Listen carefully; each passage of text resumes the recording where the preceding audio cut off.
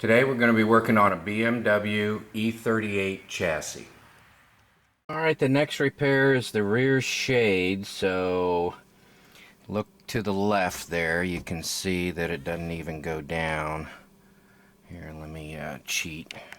Next repair is the rear shade. I had to start the left side as you're looking at it, which is really the right side of the car, but anyways, you see how it's askew.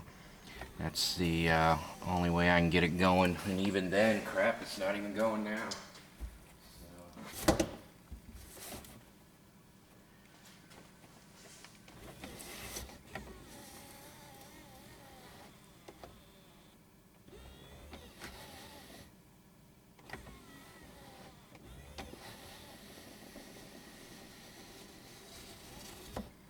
Alright, well that's not good.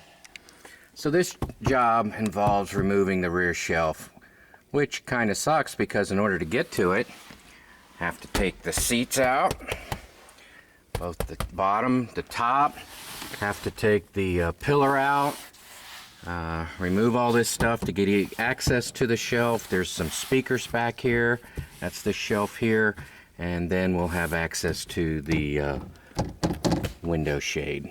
Let's start tearing it apart. Alright, one thing that's tricky is I need to get this screw out right here to get the back of the back seat out.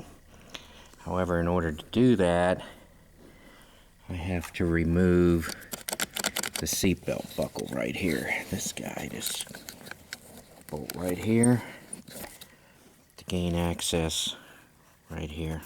Alright, there are two nuts right next to the seatbelt.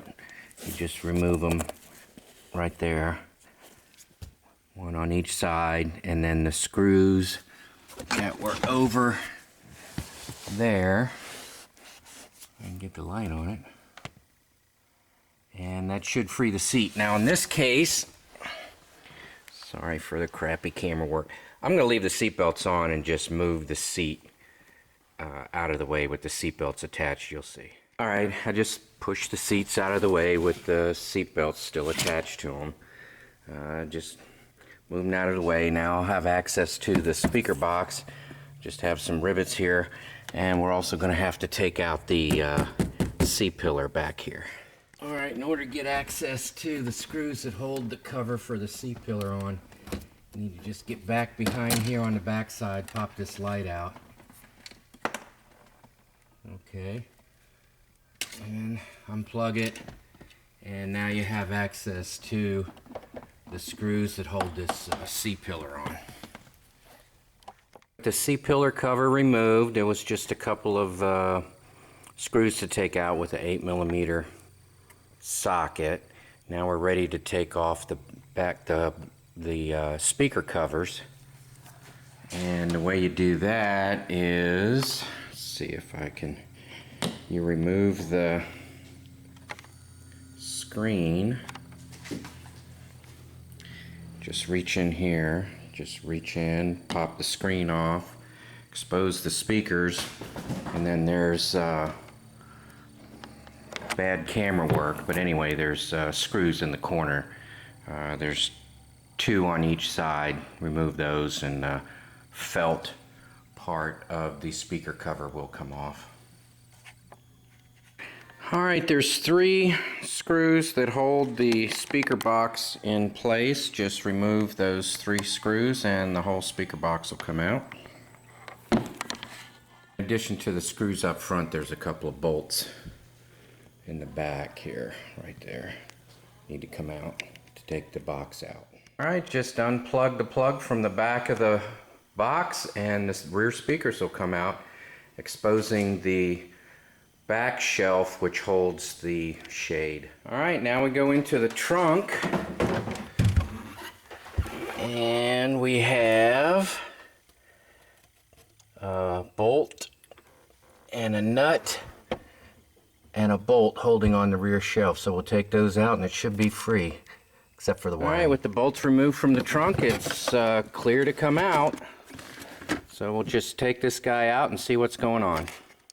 So my problem is the rod that connects the motor to the shade down here is broken. So we'll fix that. Oh, here's a little FYI for you. You don't have to take the sunshade out if you have one, but you will have to take the speakers out to access the rear shock. That's a little cover that's going over the rear shock. So you have those 3 bolts there. And so when you want to remove your rear shock, you've got to do all that work that I just outlined. Oh, I have this 1/2-inch rod, and what I'm going to do is I'm going to flatten one end, drill a hole in it, just like this end, and then if you notice, well, it's difficult to notice, but it's not lined up. See how this is flat, and now that one's turned, so I need to get that twist in there correct. See how this one's flat, and now that one's turned a little bit, so I need to get that angle in there. So once I drill my first hole, I'll figure how to flatten the other end once I measure for size. Okay, the easy part is done. I've fashioned the motor end.